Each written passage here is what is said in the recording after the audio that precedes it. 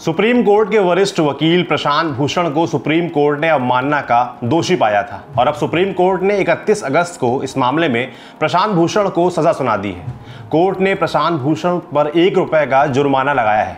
ये जुर्माना प्रशांत भूषण को 15 सितंबर के पहले तक जमा करना होगा। इसके साथ ही कोर्ट ने यह भी कहा है कि अगर प्रशांत भूषण जुर्माने की राशि जमा करने से चूक जाते हैं तो उन्हें 3 महीने का कारावास काटना होगा और बार से भी यानी वकालत से 3 सालों के लिए प्रतिबंधित कर दिए जाएंगे।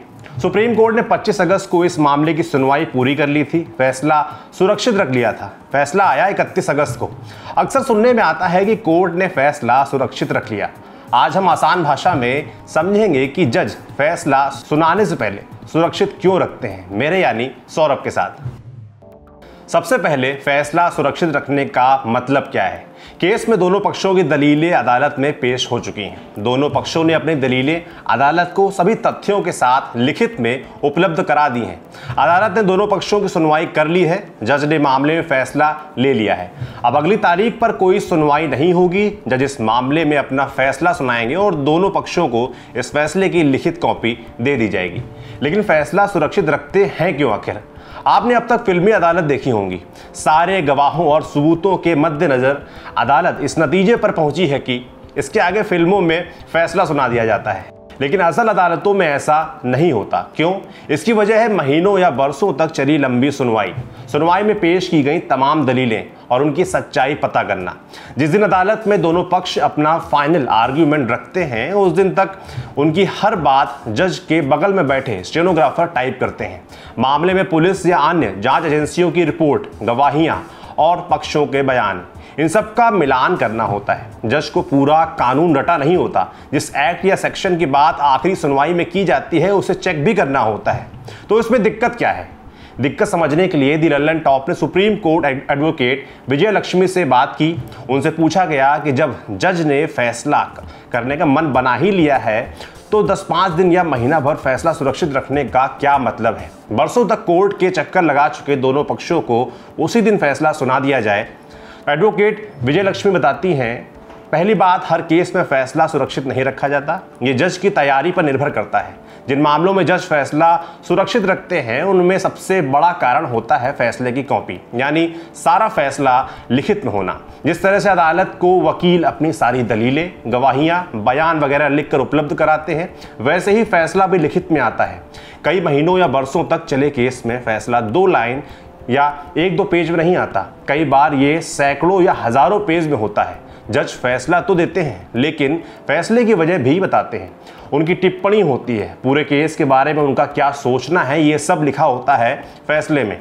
इसे फाइनल आर्ग्यूमेंट के दिन भी दिया जा सकता है, लेकिन आमतौर पर ऐसा नहीं होता। आपने दलीलें सुन ली, अब आप उस केस के फैक्ट पढ़ेंगे और सोचेंगे कि जो फैसला तय किया गया है वो कानून के मुताबिक पूरी तरह से सटीक है या नहीं। इस फैसले को लिखने में समय लगता है।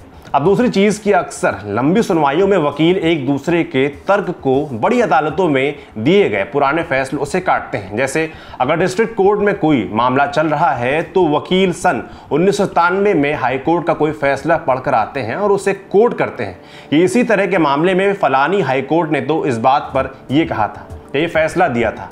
ऐसे कई फैसले कोर्ट किए जाते हैं। दूसरे पक्ष का वकील कोई और फैसला पढ़कर अदालत में आता है और कहता है कि लेकिन इस हाई कोर्ट के फैसले को भी ध्यान में रखना होगा। तो पूरी सुनवाई इस तरह के कोर्ट किए हुए फैसलों से भरी होती है। जज को उन फैसलों को घर जाकर पढ़ना होता है कि वो फैसले किन परिस्थितियों में दिए गए। आमतौर पर छोटी कोर्ट अपने से बड़ी अदालत की उसी तरह के केस में दिए गए फैसले के खिलाफ नहीं जाती, और अगर जाती भी है तो जज के अपने मजबूत तर्क होने चाहिए। डिस्ट्रिक्ट कोर्ट और हाई कोर्ट में तो सुप्रीम कोर्ट के फैसले कोर्ट किए जाते हैं, लेकिन सुप्रीम कोर्ट में सुप्रीम कोर्ट के ही पुराने फैसले कोर्ट किए जाते हैं।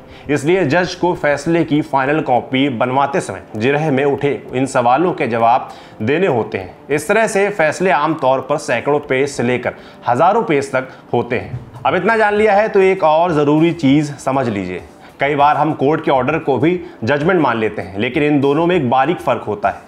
कोर्ट हर सुनवाई पर केस में कोई भी ऑर्डर दे सकती है, जैसे गवाहों की सुरक्षा सुनिश्चित कराई जाए, लेकिन ये फैसला नहीं होता। हो सकता है कि आखिरी सुनवाई में दिया गया ऑर्डर ही बाद में जजमेंट में सुना दिया जाए, लेकिन कोर्ट ऑर्डर जजमेंट ही होगा ऐसा नहीं है। जजमेंट दोनों पक्षों को लिखित में कोर्ट की सील मुहर लगाकर ही मिलता है। लिखित फैसलों की क्या अहमियत होती है ये भी समझ लीजिए। एडवोकेट विजय लक्ष्मी बताती हैं कि सुप्रीम कोर्ट में एडवोकेट ऑन रिकॉर्ड AOR का एग्जाम होता है। सुप्रीम कोर्ट में अपने नाम से प्रैक्टिस करने के लिए एडवोकेट को ये एग्जाम पास करना होता है। इसमें देश भर की तमाम अदालतों के दिए गए 40 से ज़्यादा फैसले पढ़ने होते हैं। हर फैसला तकरीबन 1000 पेज का होता है, मतलब 40,000 से ज़्यादा पेज। तब माना जाता है कि आपको न्याय के मूल आधार समझ आ चुके हैं। जिन फैसलों से देश भर की न्याय व्यवस्था आने वाले समय के लिए तय होती है, उन्हें यूं ही नहीं लिखा जा सकता। एक फैसले के साथ जज का भी नाम जुड़ा होता है। फैसला आने के बाद तमाम लोग उसे स्टडी करते हैं, इसलिए जज पूरी कोशिश करते हैं कि उनके तर्क कानून सम्मत और न्याय संगत हों। इसलिए फैसला लिखने में अक्सर देर हो जाती है। शॉर्ट में समझे तो फैसले इसलिए सुरक्षित किए जाते हैं जिससे वो आने वाले समय में सही मायनों में सुरक्षित रह सके, छोटे से छोटे डिटेल्स के साथ। जैसे लल्लन टॉप रखता है इस बात का ध्यान कि आपको छोटी सी छोटी चीज़ भी समझाई जाए आसान भाषा में। ये जानकारी लाए थे मेरे साथी सुमित। मेरा नाम सौरभ है। शुक्रिया।